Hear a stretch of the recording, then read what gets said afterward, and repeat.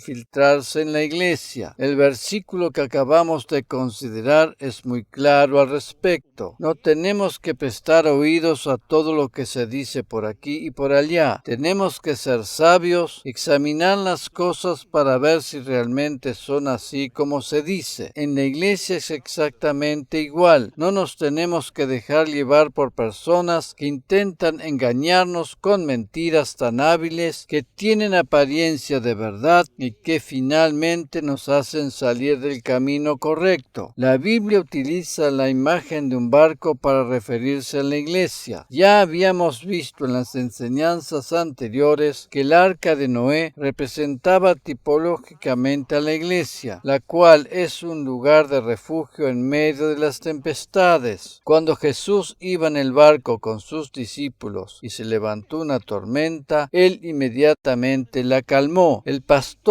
o líder de la iglesia tiene que saber calmar las tormentas que se levanten en su congregación con la intención de sacudir a sus miembros y evitar así un naufragio. Cuando la tormenta es serenada, el barco puede seguir su curso y llegar bien a destino con todos sus pasajeros sanos y salvos. En el capítulo 27 del libro de los Hechos encontramos el relato de lo que sucedió en alta mar cuando el apóstol Pablo se encontraba de viaje con destino a Roma. Él, observando las condiciones del tiempo y siendo guiado por el Espíritu Santo, advirtió lo que podría llegar a suceder si no se reaccionaba a tiempo, pero no tuvieron en cuenta sus palabras. En los versículos 10 y 11 leemos, diciendo: «Hombres, veo que la navegación ha de realizarse con daño y mucha pérdida, no solo de la carga y de la nave, sino también de nuestras vidas». Pero el centurión fue persuadido más por el piloto, el capitán del barco, y no por lo que Pablo decía. Reina Valera actualizada 2015. Esto les costó un naufragio y grandes pérdidas hasta que finalmente pudieron llegar a Malta, donde quedaron detenidos por espacio de 3 meses. Más adelante Pablo pudo continuar su viaje a Roma. En este último tiempo de la historia, el tiempo de la Odisea, próximo al retorno de Cristo a la tierra, la iglesia, hablando en forma general, habrá de pasar grandes tormentas y algunas habrán de culminar en naufragio. Eso no significa que todas las iglesias vayan a experimentar un naufragio. Cuando hablo de la iglesia en forma general, me estoy refiriendo al cristianismo en su totalidad, dentro del cual hay distintas ramas y corrientes. En enseñanzas anteriores me he referido a esto en detalle. Bajo la definición de cristianismo encontramos tanto trigo como cizaña. Hay quienes se denominan a sí mismos como cristianos por el hecho de haber nacido en un hogar que profesaba esa religión, pero que están muy lejos de lo que tiene que ver con la verdad del Evangelio. Ellos son cristianos nominales, pero no tienen a Cristo. Lo que realmente nos hace cristianos es haber aceptado a Cristo como nuestro Salvador personal. Independientemente del lugar o posición que ocupemos en la vida, debemos aprender a calmar las tormentas antes que terminemos naufragando. Jesús calmó la tormenta con sus palabras. Debemos aprender a utilizar nuestras palabras en situaciones tormentosas. A veces se hace necesario hablar con las personas involucradas para aclarar y corregir lo que está torcido y poder así enderezar el rumbo. Y otras veces se hace necesario utilizar nuestras palabras para ejercer autoridad espiritual en el mundo de las tinieblas. Esto último puede ser puesto en práctica, por ejemplo, cuando uno es atacado por la depresión. Jesús nos ha otorgado la autoridad de su nombre y podemos hacer uso de ella cuando somos atacados amenazados por los poderes del enemigo. Al hacer esto, no debemos tener en cuenta nuestras emociones negativas, pues éstas irán desapareciendo paulatinamente a medida que ejercemos nuestra autoridad espiritual delegada por medio de nuestras palabras. Tenemos victoria en el nombre de Jesús. Amén. Todos nosotros, independientemente del lugar o posición que ocupemos en la vida, y mucho más como líderes de una iglesia, debemos aprender a calmar las tormentas antes que éstas nos conduzcan a un naufragio. En el mejor de los casos, hay tormentas que se disipan por sí solas, pero hay veces que se hace necesaria nuestra participación activa antes que lleguen a mayores. En este sentido, el apóstol Pablo le dio un buen consejo a su discípulo Timoteo. En 1 Timoteo capítulo 1, versículos 18 y 19, leemos en la versión Reina Valera actualizada 2015. Este mandamiento te encargo, hijo Timoteo, conforme a las profecías que antes se hicieron acerca de ti, para que milites por ellas la buena milicia, manteniendo la fe y la buena conciencia,